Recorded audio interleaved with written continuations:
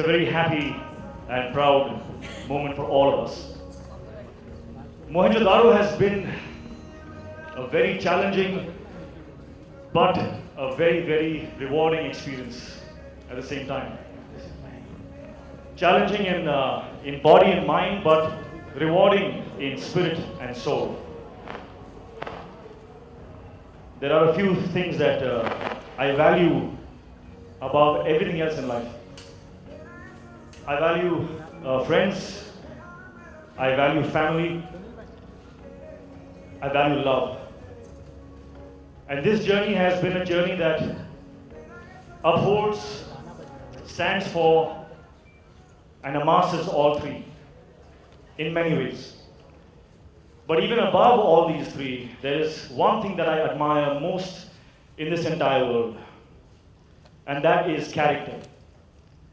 And this journey has been a journey that has reaffirmed strength of character for me, and I think for the rest of the entire team here.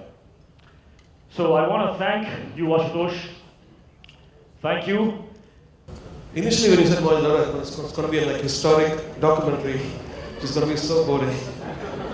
But then when I saw the movie, and when you showed me all the pictures of all the previous, it really inspired me.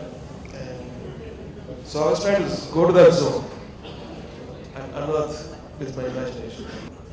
पहला thought ये था कि पहला thought क्या था? Wow कि let me travel back in time. पहला thought, first thought was that Ashutosh is my friend. First thought was that he gave me a film like Akbar. My first thought was of immense joy that he's considering me for another film. After that, I looked at the script. You don't want to know my second thought.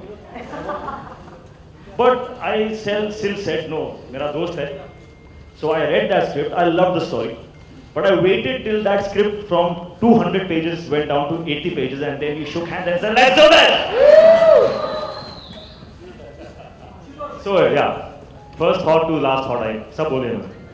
Every film has its destiny. I have mine.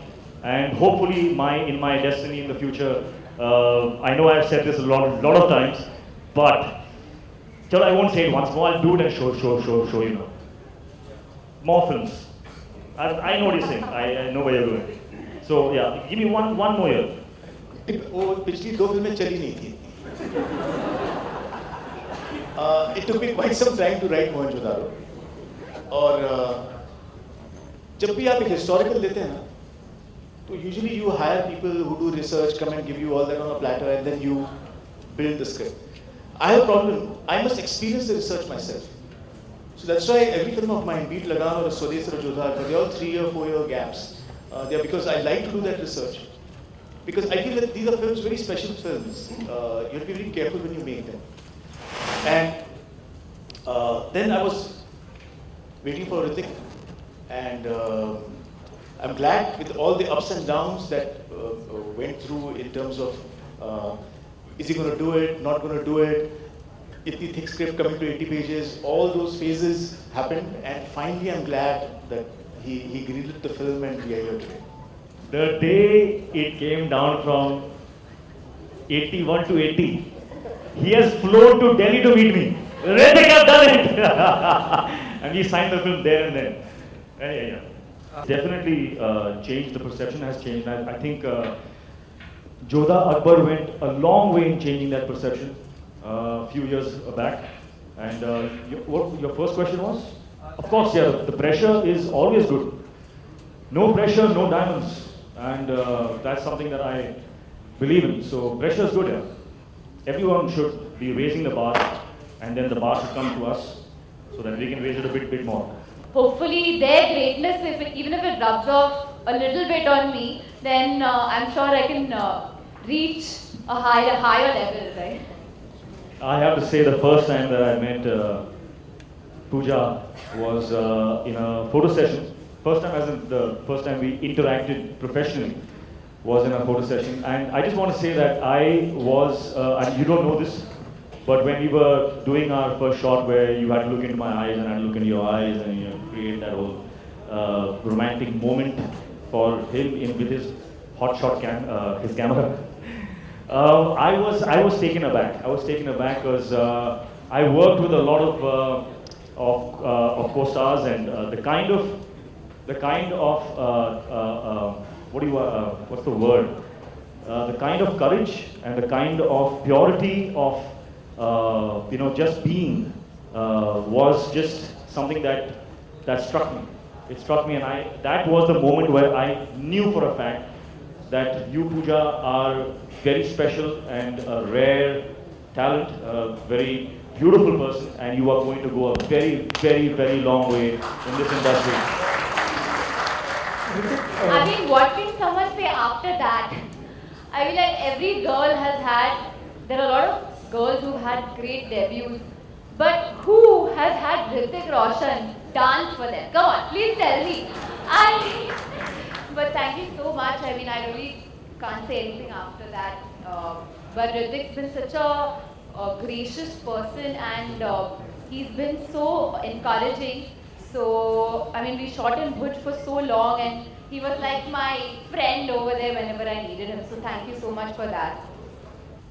I know you can't see it, but trust me, this guy is a romantic at heart. And when he gets into that mode, slowly, slowly, there is a kind of a glow that starts behind his head, turns into a halo. And he shoots the most incredibly inspiring romance you have ever seen on celluloid.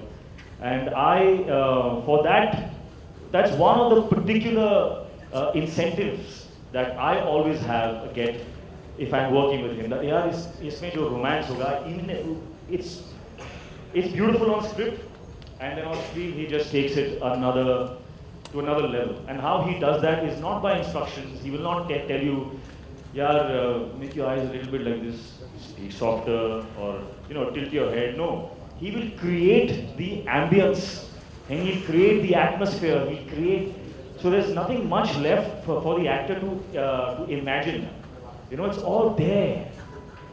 So that is something that I think is amazing about him where romance is concerned. And I would simply say that every single romantic moment in this film is something that you will take back home with you. That's what I was.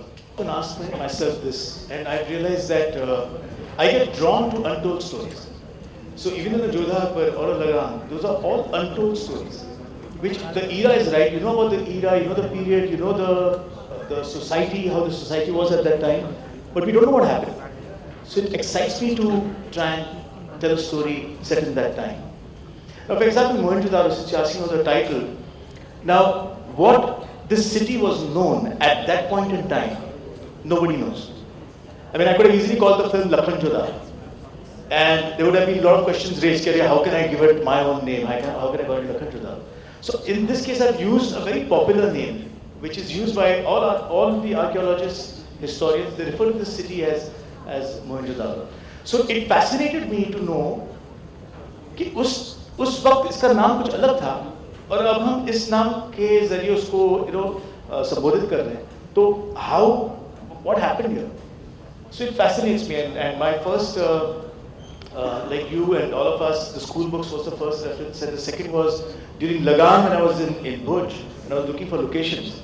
I stumbled upon the city of Dholavira, and I thought, oh my God, this is incredible, a city that is just standing and we don't know anything about our ancestors. What happened to this civilization? Who are the people? How did they live? So I'm very happy that today, I got the opportunity and we are here, the film is done. Hopefully now everyone will like it. No, not at all. In fact, I never remember dates. I failed in history. I had no connection with geography. So last year when I did this show called Everest, and when the news came out that we were doing Mohenjo-daro, a member from the media, a very clever question, कि अच्छा, अब आप geography से history जा रहे हैं? So I said, yeah, there it is.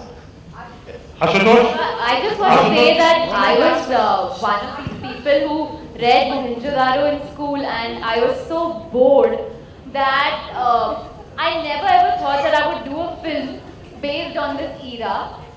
But I think what this has done is that a lot of the newer generation is picking up their history books again, and they're more interested, and that's what films does. So of course it's Ashu sir's own version of Mohenjo-daro, but it generates that interest again.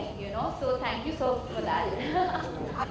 बहुत ही मुश्किल topic था इस film के लिए, क्योंकि कहा जाता है अकॉर्डिंग टू आर्कियोलॉजी दैट तभी प्राकृत बोलते थे, कोई कहता है ब्राहुई बोलते थे, एंड जो सिंधु की जो स्क्रिप्ट है, जो अल्फाबेट है, वो अभी तक डिसाइफर नहीं हुई है, तो किसी को पता नहीं कि भाषा क्या थी।